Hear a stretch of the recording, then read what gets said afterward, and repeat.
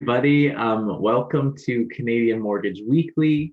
So excited to have anyone who's tuning in this morning to chat. And yeah, I'm excited this morning to go through some more first-time buyer tips. Last week, I covered off all of the incentives and rebates, grants that are all available to you as a first-time buyer. So if you haven't checked that out, for sure, go ahead and watch last week's video to learn some more information about some of the opportunities that are available to you specifically as a first-time buyer. So just a little introduction from myself. So if you haven't joined us on this program before, this is Canadian Mortgage Weekly. My name is Sam Thompson. I am a mortgage agent in the Barrie Simcoe area, but serving all of Ontario. I've been in the industry for just over a year now, and primarily working with a lot of first-time buyers. So that's really an area that I've had lots of conversations, lots of meetings, done lots of webinars for first-time buyers, outlining, what the process looks like, what's available to you. So I'm happy to be with you guys this morning, just sharing a bit more insight about some things that are good to know as a first-time buyer. And we're typically joined with Joe Bladdock, who again is a mortgage professional in the Barrie Simcoe area, serving all of Ontario. Joe's been in the industry for over 10 years. He's worked on many files from first-time buyers to investment properties, secondary home. Joe is the mortgage master. So definitely, if you have any questions after this video or just in general about the mortgage process, feel free to watch any of the previous Canadian Mortgage Weekly videos where we covered off topics like purchasing investment property. We did a 4-part series on refinancing for investments, for debt consolidation, lower rate. Just a real wealth of knowledge Joe has. So definitely reach out to our office and chat with, myself, Joe, or Terry Lynn, for any questions that you have, or to look at, your mortgage with you. And just a bit of news before we get started. I know that this week was exciting for home buyers, first-time buyers, that is, in Toronto or over in Vancouver, and I believe Victoria, as the first-time homebuyer incentive 2.0 officially launched on Monday. So this was a program that was announced, I feel like it was about 5 months ago or so, that we've been keeping our eye on to see what the specific details of the new incentive is. How much could this help first-time buyers? So if you are a first-time home buyer, the incentive was or still is that you receive 5 or 10% down on your first-time home purchase in a shared equity loan through the government. So the original loan that is still available through all of Canada is the maximum qualifying income was 120,000, and your maximum mortgage loan amount was limited to 4 times your household income. So where that worked for some areas, a lot of areas with higher home prices, more of a competitive market such as Toronto or Vancouver, it didn't really work for them because they were so limited to maximum household income, as well as the purchase, like their qualification didn't really make sense with the market in Toronto to purchase anything for, I think on average it was about 505,000 would be close to your max purchase price with the incentives. So this rollout actually increases your household income to 150,000 from 120,000, and it actually increases the loan amount cap to 4.5 times your household income rather than just 4.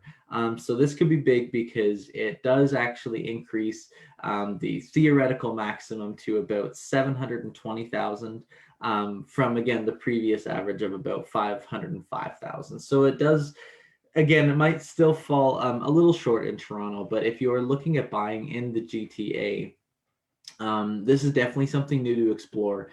So if we're looking, or even if you've previously chatted with our office, I know there's a few that we've talked with that even with the first time buyer incentive, they still felt kind of boxed out. And specifically buying in those areas, it actually, in some cases, helped for you to qualify for more not using the incentive because there's no limits. So we'll see how this actually affects the market for first time buyers, if it really does give them a benefit. But definitely reach out to us, and we can run the numbers with what you qualify for, plus what you qualify for with this new incentive, to see if that helps you get into your home and start saving on those monthly mortgage payments by increasing your down payment.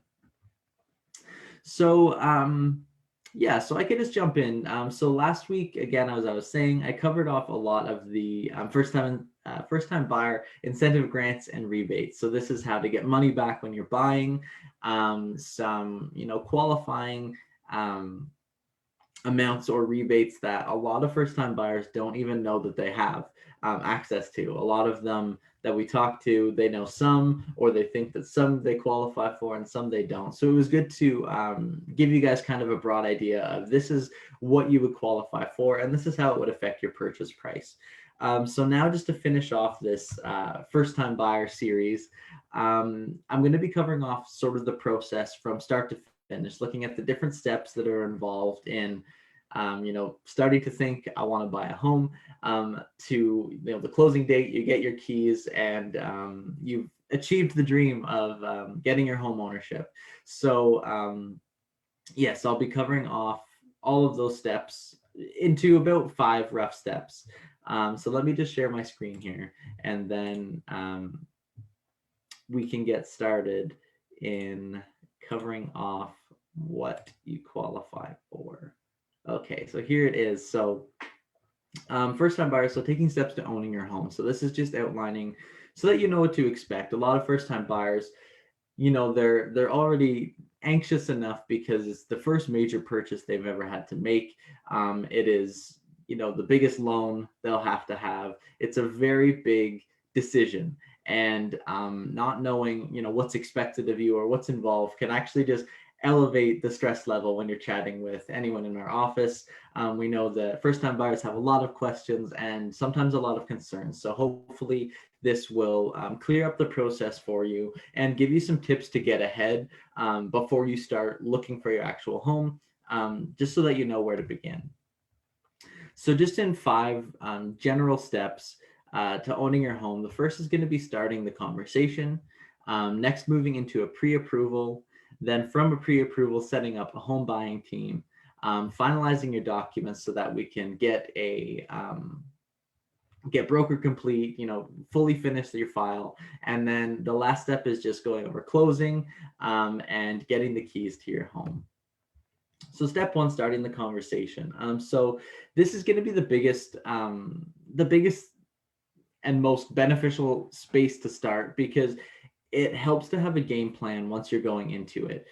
So looking at what your financial plans are, where you want to be in 5 years from now, what your income is, what your income will look like in 5 years, career path, where you are, is there any raises, as well as working towards some financial goals when you're looking to enter into the real estate market, such as how much can you set aside for a down payment, or how much would you want to. If this is a preliminary conversation, it can be based on house prices that we're seeing, we need a minimum of 5% down. So roughly, what does that mean we need to start saving for, or start preparing conversations with co-signers or gifted funds from family in order to actually be able to purchase a home.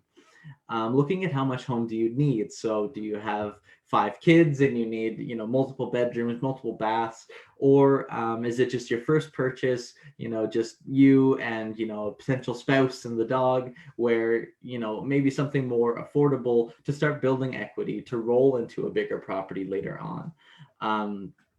All of these things are really important factors, and they'll shift the decision of what you end up going for, and they'll shift, what strategy makes the most sense for, your entry into the real estate market.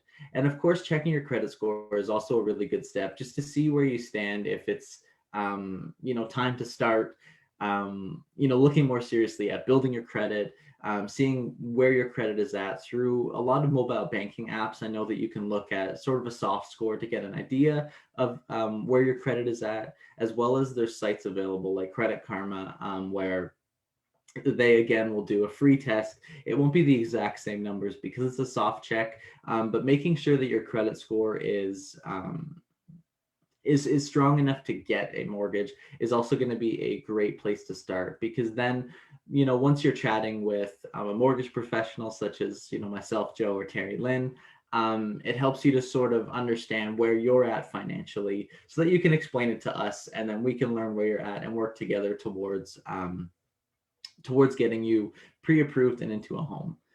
So again, that takes us into the second part of the conversation, which is starting to talk with a mortgage professional. So even if you don't, have your down payment, you don't have your financial plan, if you're interested in getting into the market, the best place you can start is speaking with a mortgage professional, and definitely working with a mortgage broker or agent versus the bank is a bit more beneficial, just because there's a wider variety of what's available to you through a mortgage agent or broker rather than the bank, because we actually have access to quite a number of different banks and lenders, and from there we'll be able to decide, this looks like the best fit for what you're looking for.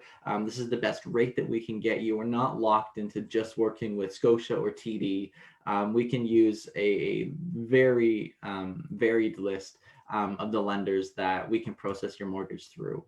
And through this, through chatting with us, we're likely going to run you through a pre-qualification appointment. So this can be a 20-minute phone call or Zoom call where we'll take a look at your finances, such as your income, any debts or liabilities you have, cars owned, that sort of thing. And from there, we can actually give you a rough idea of, based on preliminary numbers, you qualify for X. So you would qualify for 300,000, let's say. So it's a great first step, because then that actually lets you know, realistically, talking to someone in the industry for a 20-minute phone call, now I know this is actually what I qualify for. And also, usually from the pre-qualification calls, we get an idea as your mortgage professional what steps would benefit you best, whether it is saving more for down payment, adding a cosigner, paying off a car loan. We'll be able to play with those figures and give you a strategy moving forward, so that you're actually making steps that are going to increase the amount of homes that you're able to purchase. And then the biggest step next is just to pivot from a pre-qualification where nothing's confirmed, there's no rate hold, it's just an idea of what you qualify for, and pivoting into a pre-approval. So this gives you an even more accurate maximum purchase price, because we will be using your actual income amounts from pay stubs or T4 averages, something like that, to actually give you, we'll pull a credit check. So we'll know exactly what your liabilities are. We'll know exactly your income. And the benefit of getting pre-approved is that it actually provides a rate hold for 120 days. So this is good. We've seen that, rates kind of have stayed around the same level, but they're expected to go up as the economy starts to grow. We start to get our feet back under us after COVID. We're expecting that the rates eventually will slowly rise up to a more soft landing.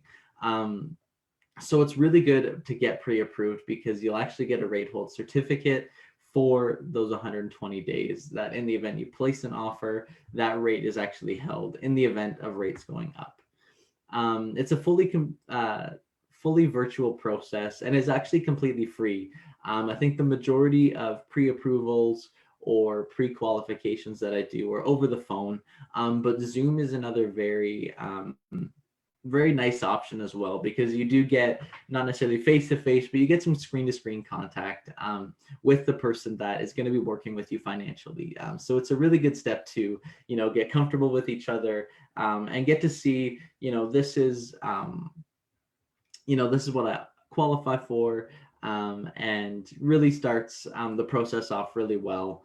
And really all you need is just photo IDs sent in and some pay stubs, so that we can really calculate what your income is, And again, as I said, we'll do a credit check to see what your liabilities are moving forward so that we can give you, this is your max qualification. The third step, once you have your pre-approval in hand, is going to be setting up your home buying team. So this is a really important step that a lot of people don't necessarily think of. Some prefer to not use a realtor to purchase their home, or they just rely on the seller's agent. But it's really important that for you to get the best service and the best experience in purchasing your first home is to set up your buying team.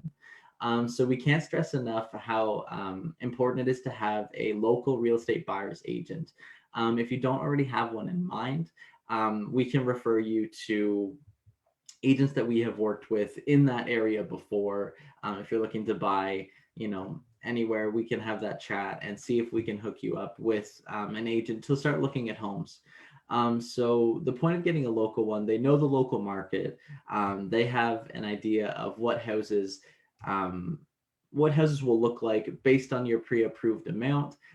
They know, what properties are going to sell fast, especially in a competitive market. We're starting to see the market getting a bit more competitive again.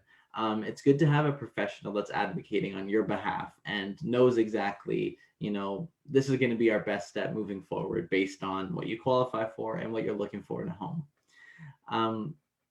And yes, again, they work on your behalf and they're paid by the sale of the home, not directly by you. So again, it's in their best duty, their best interest to get you into your home and provide you with the best experience possible.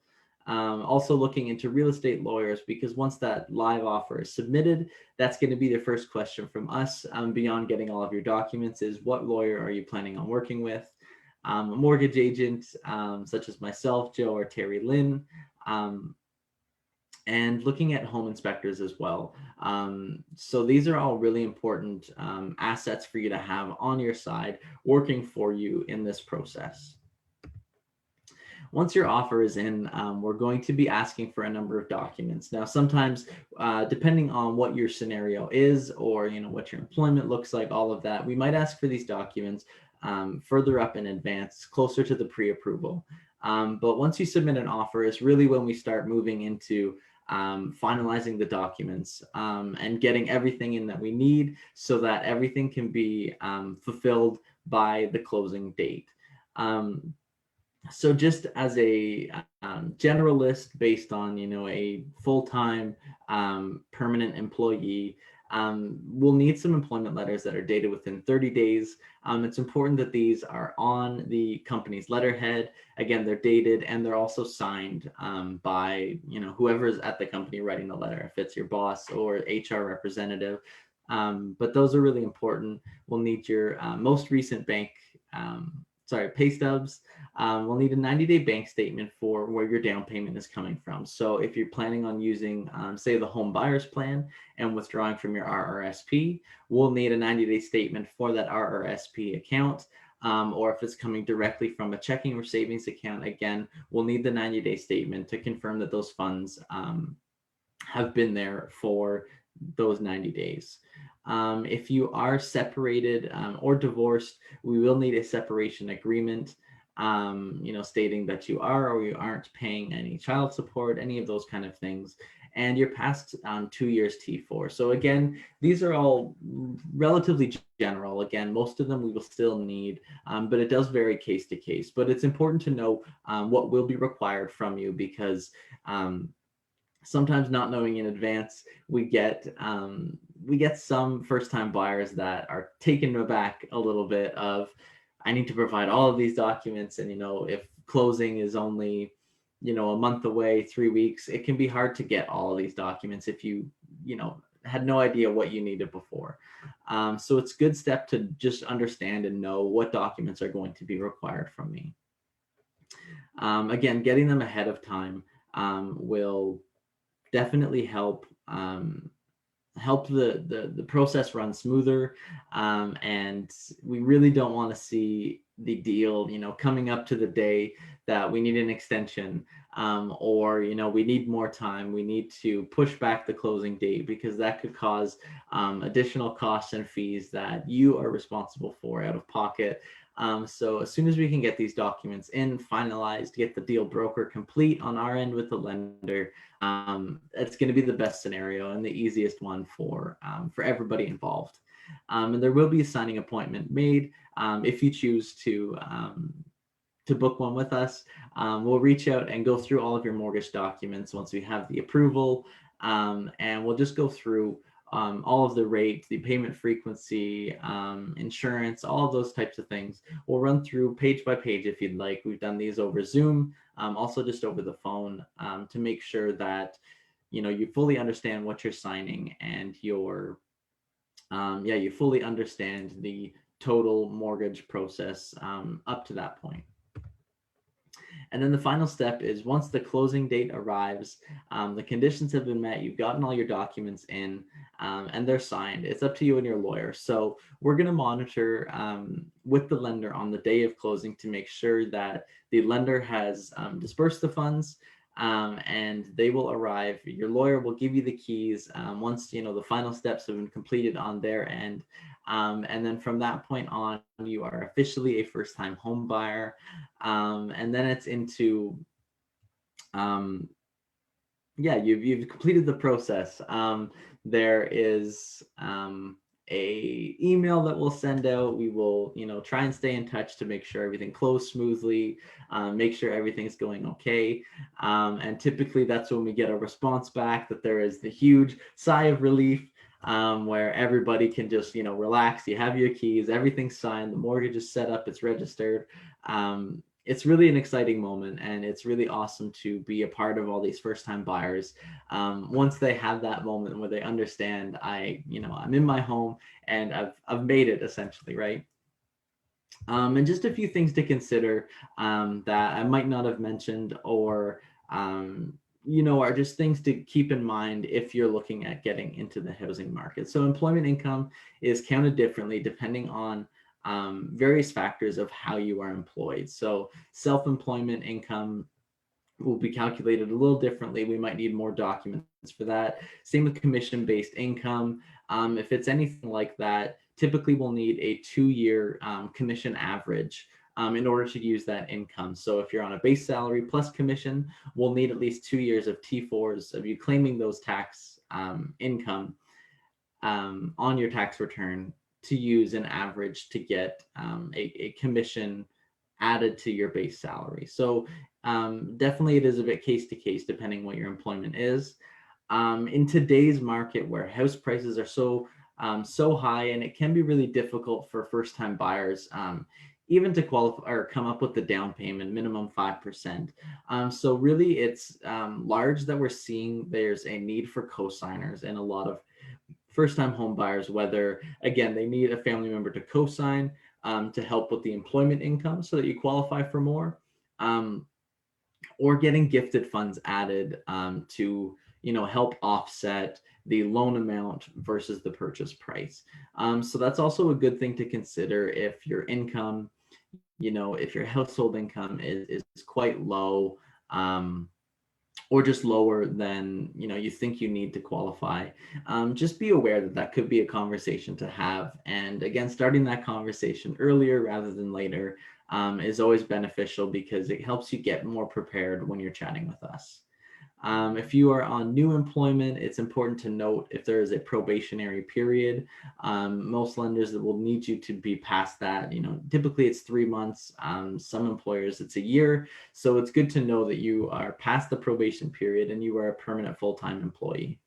And avoiding borrowing before you buy. So we really, it really can kill the deal if we process your pre-approval, you've submitted a live offer based on the pre-approval, but then you need a new Ford F-150 truck that has this massive car loan payment that you're now paying off. That can definitely make it difficult to achieve financing. So definitely not borrowing before you buy, waiting until after your closing date to make that purchase or to add that loan is going to be so beneficial for you. I didn't cover off everything. That was just an essential 5 steps of what the process looks like from when you first, think about owning your home. You first decide to enter the home, the real estate market, to the closing date, getting your keys. Those are a couple steps. But if you are looking at getting into your first home, you're looking at seeing the prices, you've asked for a cosigner, you have any questions just of what you qualify for, definitely feel free to reach out to our office.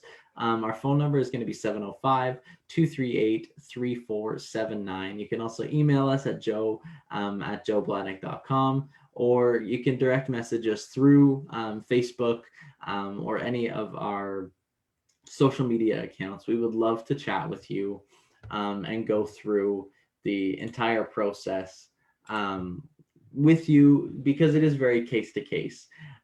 So I definitely hope that this has been helpful for you if you're looking at entering the market as a first time buyer.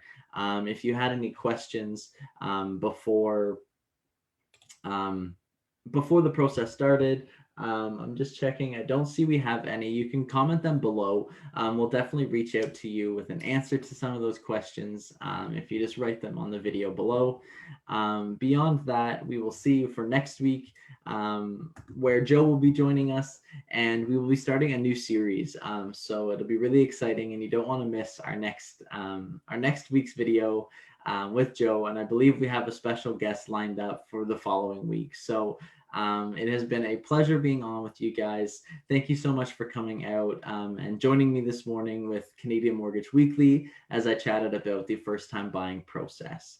So again, just feel free to reach out to us, and we will see you next week at 11:30 for our next video. Bye, everybody.